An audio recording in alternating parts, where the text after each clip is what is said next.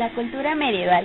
La Edad Media fue una época de gran religiosidad, desarrolló un papel muy importante en la producción cultural y así desempeñó una importante labor educativa. Las escuelas catedrálicas fueron los únicos centros de enseñanza por mucho tiempo, y en los monasterios, gracias a los monjes, se copiaron y tradujeron los principales libros de la antigüedad clásica. Las universidades. En un principio las universidades surgieron como gremios que agrupaban a profesores y estudiantes para defender los intereses de los oficios en común. Había 4 facultades: artes, derecho, medicina y teología, así siendo la Universidad de París una de las más importantes entre muchas otras, sirviendo de modelo de enseñanza para las demás. Los libros. En cuanto a los libros, eran escasos y caros, solo una minoría podía acceder a ellos, pues todavía no se inventaba la imprenta. Todos los libros estaban escritos en latín, puesto que era la lengua culta de la época, pero aún así la gran mayoría de la población era analfabeta. A partir del siglo VIII se comenzó a reemplazar los viejos rollos de pergaminos por los doblados en pliegos de papel y al publicarse las clases de los profesores de las universidades. La literatura medieval exaltó el ideal caballeroso en los llamados cantares de gesta, así poniendo como ejemplo entre los más importantes la canción de Rolando en Francia, el poema de los Nibelungos en Alemania y el cantar del Miocid en España. El arte. 2 estilos artísticos se sucedieron durante la Edad Media: el gótico, que era llamado así por ser el arte derivado de los godos, se empezó a imponer en el siglo VIII, fundamentalmente siendo caracterizado por un arte urbano, por la construcción de grandes catedrales distinguidas por su verticalidad y la gran luminosidad interior, debido a los ventanales adornados con vitraux, que eran cristales hermosos. Después, el otro estilo era el románico. Era un estilo sobrio y austero, con paredes anchas y reducidas aberturas. La filosofía. La base del pensamiento medieval se dio con los textos de San Agustín en el siglo V, donde el pensamiento de Santo Tomás de Aquino se fusionó con la doctrina cristiana, aceptando así la razón como forma de interpretación.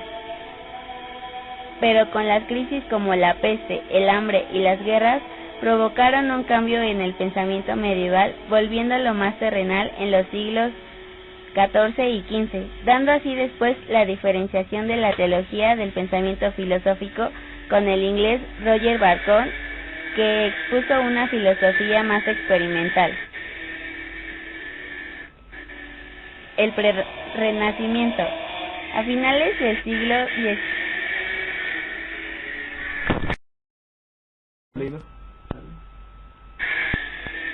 El Prerrenacimiento se da a finales del siglo VIII, donde sus exponentes se enfocaban ya más en la problemática humana, ya alejándose de lo religioso, haciendo ver que partían de una tradición grecorromana.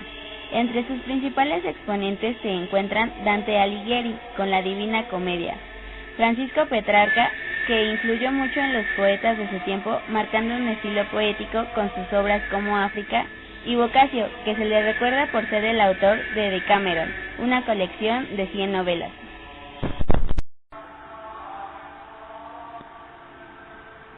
La música medieval se distingue básicamente por ser del orden religioso, y casi todos los trabajos realizados eran para la Iglesia Católica. Pero también se conocía la música profana difundida por los juglares, quienes eran perseguidos por la Iglesia, ya que se les vinculaba al paganismo. Junto con ellos, los trovadores, surgidos en Francia, componían y cantaban obras propias. Los trovadores formaban un estamento entre los que se encontraba gente de la más alta nobleza, mientras que los juglares solían pertenecer a las clases más populares. En los primeros tiempos, la música medieval recibe 2 influencias palpables: la influencia hebrea y la influencia grecorromana. En esta época aparece el llamado canto gregoriano, el cual era la combinación del canto a capela sin instrumentos de acompañamiento. Se puede indicar que el padre de este canto fue el Papa Gregorio I. El canto gregoriano tiene una serie de elementos formales que se pueden resumir en 6 características. Usa 8 escalas, o sea, los modos. El ritmo es libre. reducido de una especie de línea ondulante, ligera, muy flexible, y que huye de cuanto puede ser excitante y machacón. Se percibe una exaltación estética espiritual de acercamiento a Dios gracias a su concentración y meditación.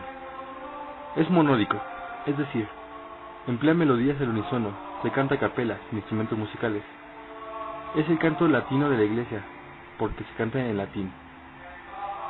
Es una música ligada a un texto, y que sin él no tendría sentido.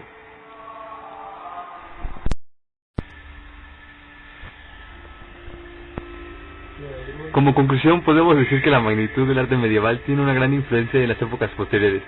El románico, con su gran afluente religioso, da un gran auge de tipo de diseño y monumentalidad y abre paso al gótico, el cual tiene su base en la exaltación de las figuras geométricas, usando vitrales y algunos complementos surgidos de adelantos en el campo de la construcción, así como su increíble aportación de excesos decorativos en la construcción.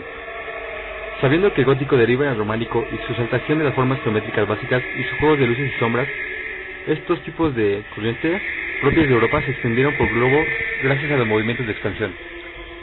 La cultura a través de la época refleja el entendimiento del hombre con su entorno e ideología, abarcando también la ecosis, economía, política y sociedad, siendo claramente una época enfocada a los religiosos, apegada a la fe y entonada a las imágenes y representaciones de la Biblia para un mejor entendimiento y manejo de la ideología.